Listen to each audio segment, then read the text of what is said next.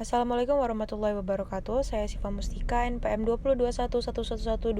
Saya akan menjelaskan tentang dasar hukum pasar modal.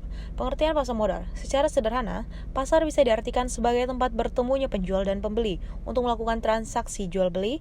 Pasar modal memperjualbelikan efek atau surat berharga seperti saham, obligasi, derivatif, dan reksadana.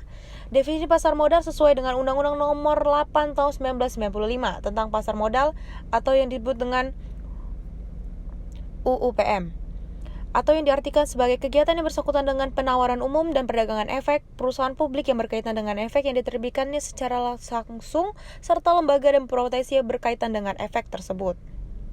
Jenis-jenis pasar modal. Pertama, pasar perdana atau primary market atau intinya public offering. Salah satu jenis pasar modal tempat pelaksanaan penawaran efek oleh indikasi peminjaman emisi dan agen penjualan terhadap para investor publik. Yang kedua, pasar sekunder atau secondary market. Tempat efek-efek yang telah dicatat pada bursa efek diperjualbelikan, atau pasar sekunder menawarkan sebuah kesempatan pada investor untuk membeli atau menjual efek-efek yang sudah tercatat di bursa. Setelah terlaksanakan penawaran perdana, para pasar ini efek-efek atau memperdagangkan di salah satu investor dengan investor lainnya. Contoh pasar-pasar modal yang ada di Indonesia, yang pertama Bursa Efek Indonesia atau BEI dan IDX. Yang pertama, BEI adalah penggabungan dari Bursa Efek Jakarta dan Bursa Efek Surabaya.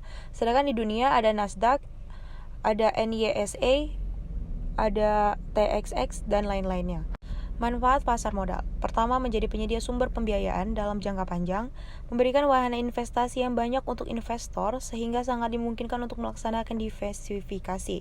Yang ketiga, menjadi penyedia leading di indikator untuk perkembangan perekonomian suatu negara, penyebaran kepemilikan perusahaan sampai pada lapisan masyarakat menengah. Dasar-dasar hukum pasar modal. Undang-Undang Nomor 8 Tahun 1995 tentang pasar modal, kemudian Peraturan Pemerintah Nomor 45 Tahun 1995 tentang penyelenggaraan kegiatan di bidang pasar modal, Peraturan Pemerintah Nomor 46 Tahun 1995 tentang tata cara pemeriksaan di bidang pasar modal, Surat Keputusan Menteri Keuangan Nomor 645/KMK.010/1995 tentang pencabutan Keputusan Menteri Keuangan Nomor 1548 Tahun 1990 tentang pasar modal, dan Surat Keputusan Menteri Keuangan Nomor 646/KMK.010/1995 tentang kepemilikan saham atau unit penyertaan reksadana dan pemodalan asing.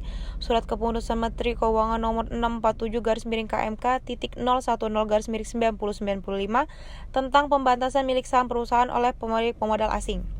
Kemudian, Keputusan Presiden Nomor 117/1999 tentang perubahan atas Kepres Nomor 97/1993 tentang tata cara penanaman modal sebagaimana yang telah diubah dengan Keputusan Presiden Nomor 115/1998. Keputusan Presiden Nomor 120/1999 tentang perubahan atas Kepres Nomor 33/1981 tentang Badan Koordinasi Penanaman Modal sebagaimana yang telah diubah dengan Keputusan Menteri Presiden Nomor 1/1998, dan kemudian Keputusan Presiden Nomor 121/1999 tentang perubahan atas Keputusan Presiden Nomor 183/1998 tentang Badan Koordinasi Penanaman Modal yang telah diubah dengan Keputusan Presiden Nomor 37/99. Terakhir, Keputusan Menteri Negara Investasi atau Kepala Badan Koordinasi Penanaman Modal Nomor 38/SK/1999 tentang pedoman dan tata cara permohonan penanaman modal yang didirikan dalam rangka penanaman modal dalam negeri dan penanaman modal asing. Dan yang terakhir, peraturan dalam OJK. Sekian presentasi dari saya, kurang lebih saya mohon maaf. Wassalamualaikum warahmatullahi wabarakatuh.